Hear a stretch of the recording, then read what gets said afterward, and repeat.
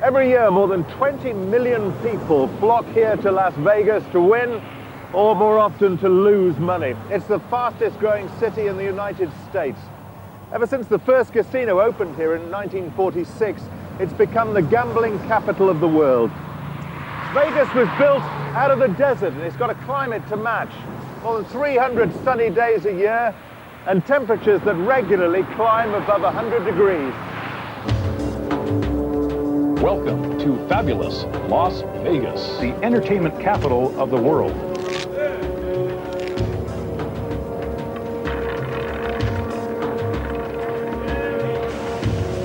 Four, hard, 2 2s. But on the rare occasions that it rains in Las Vegas, everybody knows about it. Repeating from an earlier weathercast, Las Vegas tonight is under a flash flood warning and a severe thunderstorm watch up until 2 a.m. tomorrow morning.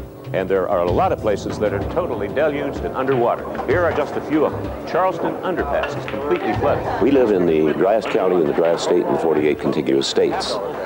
When we do get a rain, this is desert. It's the middle of the Mojave Desert. When we get a rain, it is a deluge.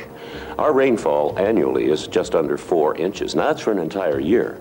On the particular occasion of which we speak, there was almost 2.5 inches of rain in a 36-hour period. We had tremendous amounts of flooding all over the Las Vegas Valley.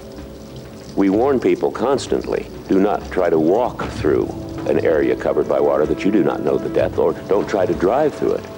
We lose on an average of 3 to 4 people a year by drowning in flash floods. The continuing storm has brought the fire department of Las Vegas another incident to deal with. This time an upturned Jeep in one of the flood channels close to Washington Avenue. When we pulled up, we saw the Jeep overturned. We saw the undercarriage and the 4 tires. And we weren't even sure if anyone was in the Jeep. So our concern was to try to determine that, but not to injure any of the firefighters or any of the people standing by there. I felt at the time the best way to determine that would just be to go to the side of the Jeep, reach in there, and if we could feel somebody, fine. Then we'd know. But because of the conditions, the coldness of the water, the swiftness of it, that was all I could do to maintain my footing. And when I stuck my hand through the window, it was nothing. I couldn't tell, and I could have hit a roll bar and wouldn't have known the difference between that or anything else. So at that point, we still didn't know if anybody was in there. So we decided we'd go ahead and use a tow truck that was on the scene and hook its cable around the axle and then pull the Jeep up on its side so we could determine if anyone was in it.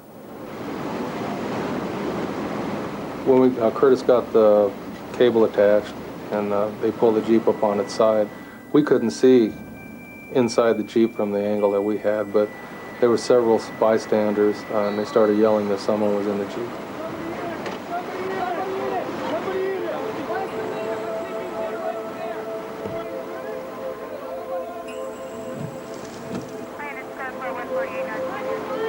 There was never a doubt in my mind once I saw that we had a victim that we weren't going to attempt resuscitation efforts. It was just a matter of how long it took to get him out and how we were going to do it. At that point, there wasn't a lot of hope in my mind. It's like, this guy is gone. I was able to grab around the waistline, grab the belt, and then start trying to pull him free there. That's when I determined that he was really wedged in there pretty well. At this point, I was thinking, if we get him free, what are we going to do? So we stopped trying to free him. By now, they reckon that the body had been underwater in the culvert for at least half an hour. It was trapped beneath the steering wheel. Once Curtis tied him, he come right across real fast. Perry Hort decided to risk his own life for a life that had probably already been lost. The next thing I knew, I was just in the water. I can't remember making a conscious decision. I think, had I sat there and thought, should I do this or not, I probably wouldn't have done it for one thing, but he would have been gone. I didn't know what Perry was going to do. I knew at that point that the victim we had rescued was gone. Even if he had him, he couldn't keep him and survive. He couldn't get through that water carrying somebody. So I figured the effort was gone. You know, this victim was going to get washed down the channel and we'd find him down at a storm drain someplace. Help me! I wrapped my legs around him.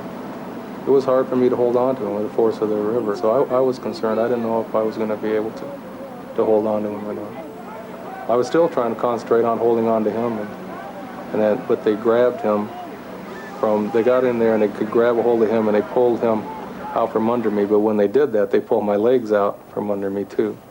So then I had my arm kind of wrapped in through the rope and my legs were dangling down the stream and I had no control. I couldn't even move.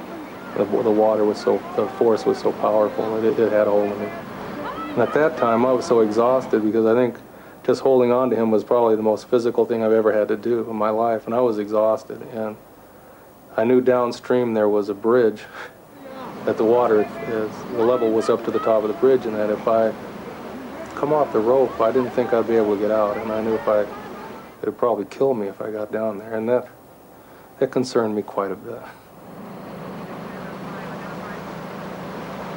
They pulled him out of the water, and he was laying on a backboard, lifeless, of course, I knew that, but we put him on the stretcher, and we ride the stretcher.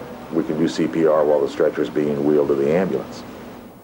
When they loaded it in the ambulance, well, then we went into the advanced life support capabilities then. I didn't think he was going to make it. It depressed us. Whenever you go out and you do the best you can and you don't think the outcome is successful, it's almost like you feel like you failed somehow. Curtis was a trained paramedic as well as a firefighter, so it was he who worked on the body in the ambulance. The first management of a patient is to establish an airway. So you're actually breathing for the patient. And then we oxygenate the patient.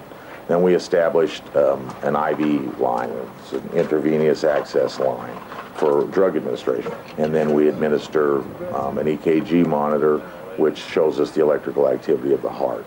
He had no electrical activity, none. We call it flat line. So we have protocols then that you establish your cardiac drugs. The patient is a victim of near drowning. Estimated time underwater is 36 minutes. CPR is in progress. The patient is intubated. Be advised we're en route to your facility. Actually, en route to the hospital, we've got some electrical activity of the heart. And it's just a fine electrical activity. That wasn't so unusual. The cardiac medications can make a dead heart, have some electrical activity. They used an onboard defibrillator to try and shock the heart back into action, but it didn't work. We did this, I believe, 3 times. So up to this point, nothing was unusual. About 30. What really came as the surprise is when we finally defibrillated him and he converted to a normal rhythm. And it was kind of excited us a little bit. It gave us a little hope. As we wheeled him into the hospital, we lost that, though. It went back to that little activity. You understand this is a drowning victim? Yeah, that's right. So far, every attempt to revive the body had been determined but conventional. As much as soon as possible. 80 over 40. Now they were to try something completely new. What's that blood pressure again? 80 over 40. Whoa.